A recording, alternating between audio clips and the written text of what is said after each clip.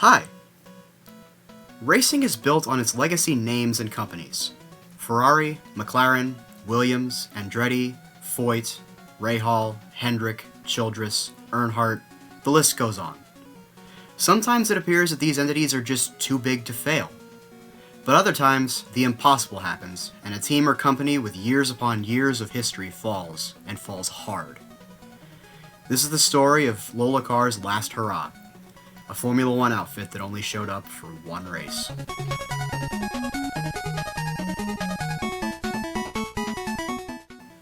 Now, Lola isn't just a good song by the Kinks. For a good 40 years, the Huntington-based outfit was the company for cheap, reliable, off-the-shelf race cars. Throughout the lower formula, the sports car scene, endurance prototypes, and even American open-wheelers, if you wanted to be competitive, you bought yourself a Lola.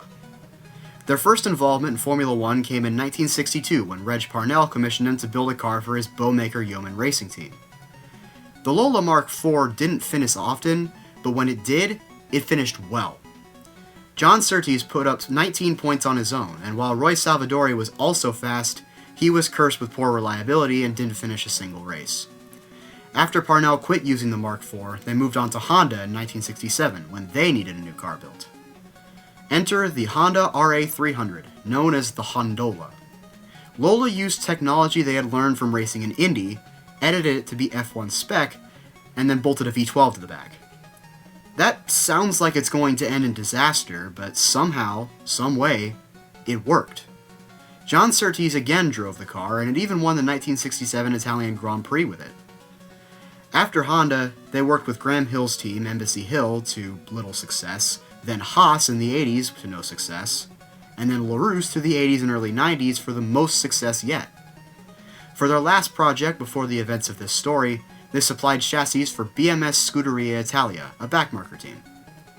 The car turned out to be the slowest car on track by some margin, and folded before the end of 1993. By this time, Lola was losing business to some of their biggest rivals. Reynard was supplying Formula 3000 solely now, and they had begun creeping up in the Indy scene too, along with Dallara. After Scuderia Italia went bust, they had two options to keep themselves alive. They either A, make a road-legal sports car, or B, create their own Formula One team with hopes of success. I think you know which avenue they went down. By 1994, they announced their intentions to enter the sport at some point by creating a test mule, and hired former Benetton test driver Alan McNish to whip it around any track they took him to. The car itself was still a work in progress by the looks of it. This thing looks like if a Formula One car and a kart car had a baby.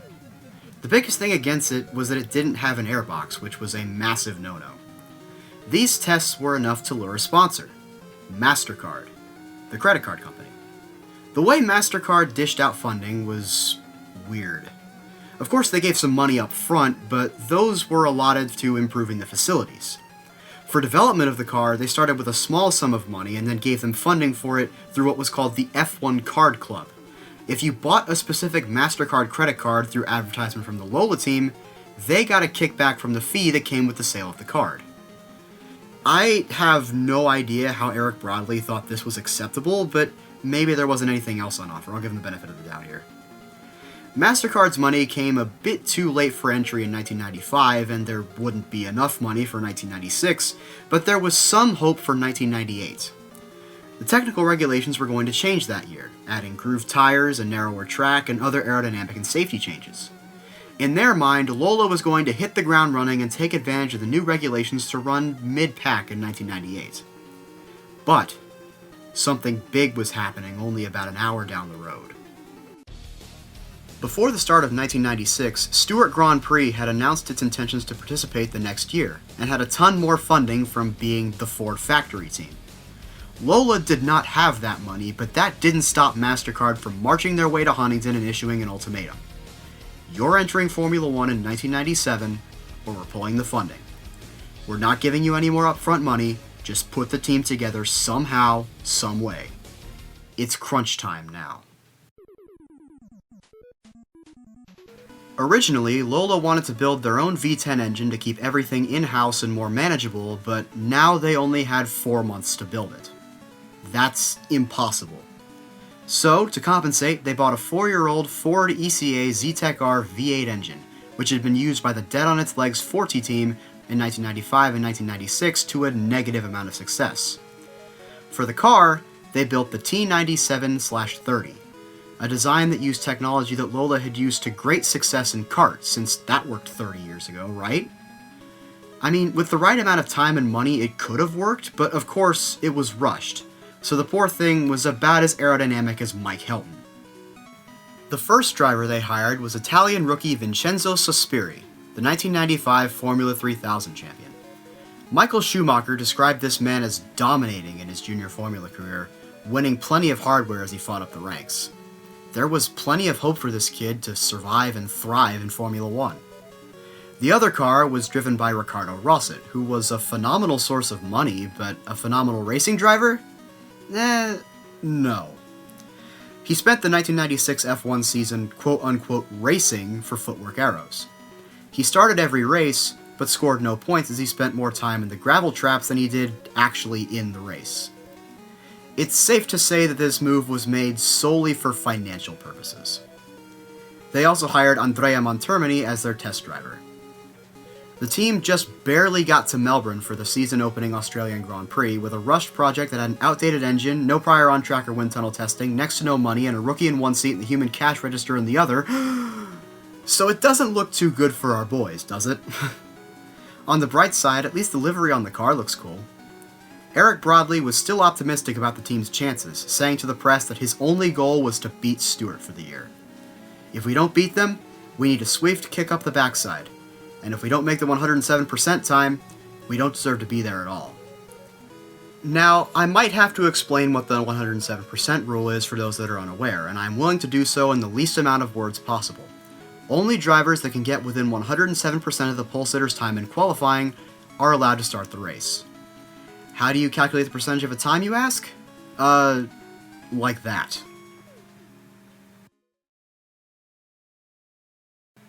Free Practice 1 began, and by the end, Sospiri and Rosset had gotten within 1/10 of a second of Ukyo Katayama's minority on the timing sheet. It appeared that Lola had built a good enough car to last. Until you were told of the circumstances. Everyone else was running full tanks to do race simulations. Lola was running on fumes. They were practicing for qualifying, so take it with a grain of salt. FP2 was where everything was exposed. Set up for qualifying, Damon Hill's Arrows set a time of 1 minute 34.630, good enough for 18th place. Riccardo Rosset set a time of 1 minute 41.416, almost 7 full seconds slower than the next slowest car. The engine had proved itself truly gutless, and the car itself was not only producing too little downforce in the corners, but it was also unstable in a straight line because the car was designed asymmetrically somehow. Let's just skip forward to qualifying, which was also cataclysmic. Jacques Villeneuve set a pole time of 1 minute 29.369. Sospiri got closer out of the two with a 1 minute 40.972, over 11 seconds slower than pole, and 5 seconds behind the 107% time. Rosset fared even worse, with a 142.086.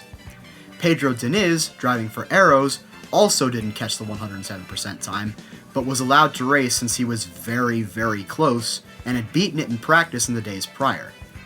Lola didn't get that waiver, as was expected, so they went home with nothing. After Melbourne, MasterCard realized that the F1 Card Club wasn't bringing in enough money and that the team sucked, so they pulled all funding for the team, which is a decision that baffles and angers me to this day. Like, you give the team next to no money up front, give them a business strategy that makes it even worse, make borderline impossible demands, and then act surprised when the team inevitably sucks? What kind of logic is that? I need to calm down. Lola officially pulled out of the Formula 1 World Championship after Brazil, bringing an end to a turbulent life. Lola as a company went into administration soon afterwards, and all of its assets went to a man named Martin Beran, who brought them back to respectability by the turn of the millennium. They returned to Le Mans and the Indy scene in 2000s, and returned to a lot of success. Champ Car was their bread and butter before Panos took over, winning 73 races and 4 Constructors' Championships. They hit financial troubles again by the late 2000s, though, and after another failed Formula One bid in 2010, they folded again in 2012. But, because Lola never says die, the name tried to come back in 2018 when Lawrence Stroll bought Force India with intentions to rename it Lola, but couldn't because he wasn't able to get Bahrain's blessing. Now the Lola brand, under the ownership of former GT driver Till Bechtelsheimer, will officially return to racing as a manufacturer in Formula E from the 2024-25 season onward. Welcome back, Lola.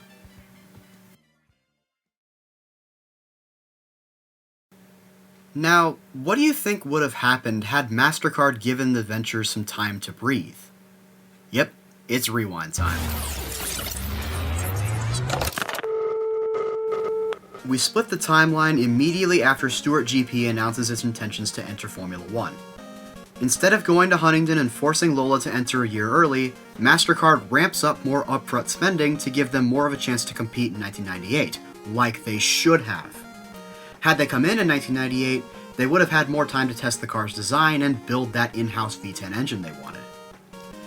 Let's assume that Vincenzo Sospiri and Riccardo Rossi get signed to drive for the team here too, with Sospiri coming off of a moderately successful year running full-time for Dalecoin Racing and Kart, and Rosset fresh off a second year at Arrows as the incredibly inadequate sidekick to reigning World Drivers' Champion Damon Hill.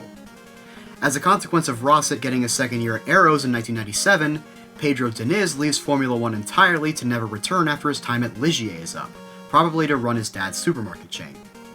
To replace Diniz at Arrows, they signed reigning Formula 3000 champion Ricardo Zonta, giving him his Formula One break a year early. As a consequence of Rosset not going to Tyrrell in 1998, Craig Pollock doesn't twist Ken Tyrrell's arm into signing him, so they retain Jos Verstappen to drive alongside Tora Takagi as Ken wished they did. That way, Ken doesn't quit the team he created, and maybe they stay in the sport for a little while longer as Tyrrell before becoming BAR. Now, I put everything into a spreadsheet to simulate the 1998 season with two more cars on the grid, with the new drivers and driver team combos, skills, and previous pedigree in mind. While Ricardo Rosset does Ricardo Rosset things at the back of the grid and in the sand traps, Sospiri runs much better and maybe scores some points here and there in the more attrition-based races like Interlagos, Spa, and Silverstone. The Lola team achieves their year-end goal of beating Stewart by the skin of their teeth, and Sospiri finishes 6th at the season finale at Suzuka, while both Rubens Barrichello and Jan Magnussen drop out due to mechanical issues. Lola 6, Stewart 5. 1999 shows just how expansive the butterfly effect is throughout the grid. Just like in real life, Williams loses both Jacques Villeneuve and Heinz-Harald Frentzen, and replaces them with a buyout of Ralf Schumacher off of Jordan and reigning kart champion Alex Zanardi. The Juan Pablo Montoya experience, trademark, will still have to wait. Frentzen and Damon Hill combine to make the dream team at Jordan. Farther back on the grid, Jos Verstappen scores enough points to land Tyrrell a 7th place finish in the constructors' standings, and the prize money that comes with the top 10, alongside Craig Pollock's small fortune as the driver agent and British-American tobacco guy, allows Tyrrell to trade Verstappen for his client, Jacques Villeneuve. Besides that, there isn't any movement to report up front, but in the midfield and towards the back, oh boy, there's quite a bit of ride swapping. Johnny Herbert leaves Sauber for Stewart, and Jos Verstappen is hired in to replace him as Jan Alesi's wingman. Tora Takagi moves from Tyrrell to Minardi to drive alongside Luca Vador, returning to Formula One for the first time in 3 years. Arrows keeps Ricardo Zonta and signs rookie Pedro de la Rosa to be his teammate, replacing Mika Salo, who moves back to Tyrrell. The only drivers from last year that don't come back are Shinji Nakano, Esteban Tuero, and Jan Magnussen, although J-Mag will be back soon, don't worry. Back on the Lola front, Rosset is dropped for poor performance, and their old test mule driver gets signed away from Porsche's endurance program. Reigning 24 Hours of Le Mans champion Alan McNish gets his first Formula One seat 3 years early. We now have a mid-pack and still growing team with a competently built car, a powerful engine, 2 young hotshot drivers, and quite frankly one of the best liveries in Formula One. Alright, let's not dwell on this little hypothetical for too long or else we'll be here forever. Let's move on to the credits.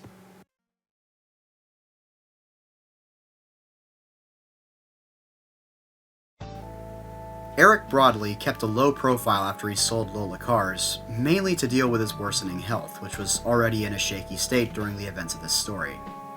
He passed away in 2017 of a stroke at the age of 88. Vincenzo Sospiri wouldn't get another Formula One job, but did race for a while in both sects of the split Indy scene.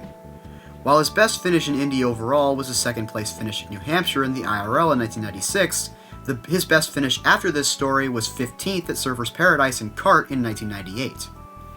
He now runs his own race team, Vincenzo Sospiri Racing, which runs both in the GC scene and formerly in Formula 4. Because God is dead and poetic justice doesn't exist, Ricardo Rosset got a job driving for Tyrrell in 1998, a decision so polarizing that, yes, it caused Ken Tyrrell to quit his own team. That whole saga was absolutely hilarious, or absolutely enraging depending on who you ask, and he left Formula One after the season. Josh Revel has a good video about that. I recommend you check it out. He now runs his family's clothing company in Brazil. And so that marks the end of MasterCard Lola's story. It had promise, but impossible demands from their sponsor torpedoed everything into the sorry excuse of a race team that we saw in Albert Park that faithful March weekend. Just goes to show that the F1 circuit is a mixed up, muddled up, shook up world.